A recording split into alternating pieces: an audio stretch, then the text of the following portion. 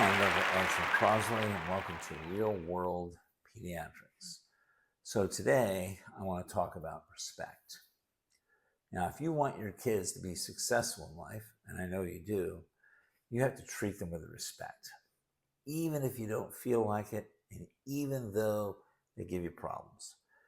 Don't be like the World War II parents.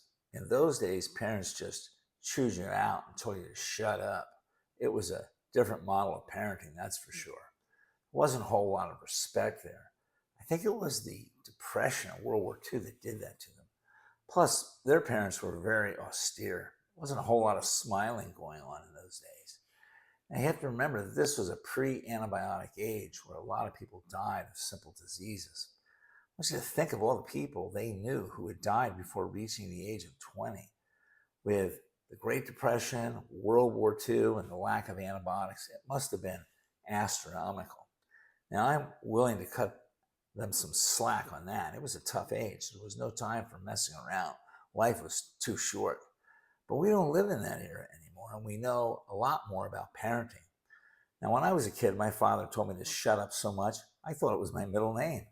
Now, I don't think that's a good thing for kids, even if they deserve it. My sister and her husband call that the S word. I think that's a good name for it. Additionally, I certainly don't think you should call your children names like dumb, stupid, fatty, or retard, or even worse. Self-esteem is so important to the developing child. I'm going to put it up on the screen for you. Now, I know that people don't like to hear that phrase, self-esteem, today. It's made out to be wimpy and weak. Well, too bad. It's important. So let's look at some of these features, and you can read them. Positive parent-child relationships and parental warmth are positively associated with children's self-esteem. Low self-esteem is linked to a higher risk of developing mental health issues like anxiety and depression. Adolescents with low self-esteem are more likely to engage in risky behaviors like substance abuse and early sexual activity. And low self-esteem can negatively impact academic performance. When you treat your kids with disrespect, your kids are going to treat others with disrespect. More importantly, they are not going to value themselves. And that's not going to make them popular or successful. Now, civility is the key. Name calling and rude behavior are non-productive. Telling kids to shut up is a lazy way of parenting, and so is yelling. It's quick, it's cheap, and it doesn't work in the long run. Unfortunately, it's all too common.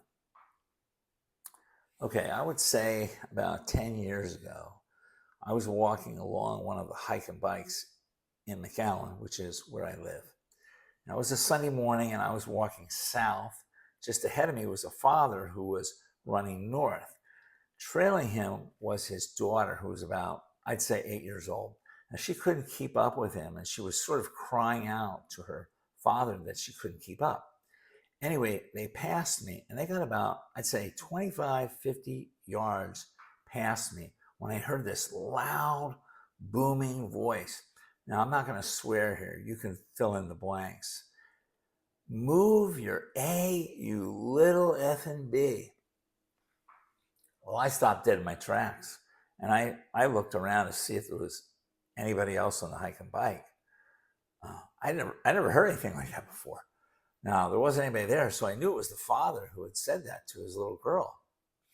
Now, I'm telling you right now, I didn't know what to do. I had never heard anything like that before or seen anything like that before. That certainly wasn't the norm when I was growing up.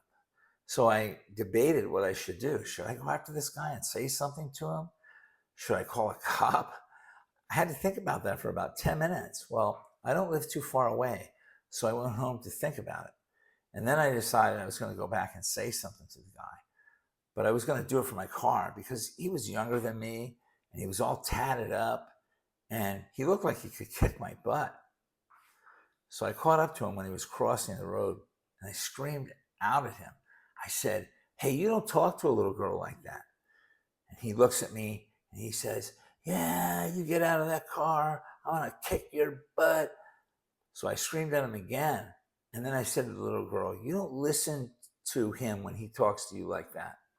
I guess I was hoping that she would at least hear that once in her life. And then I left.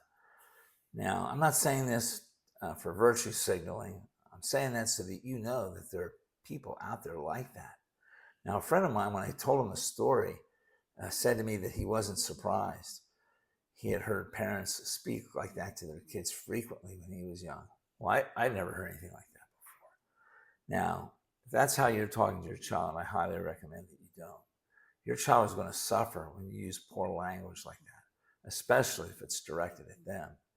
If you want your child to succeed in life and not end up in prison or being a coke addict, you have to give them a certain amount of respect. Thank you.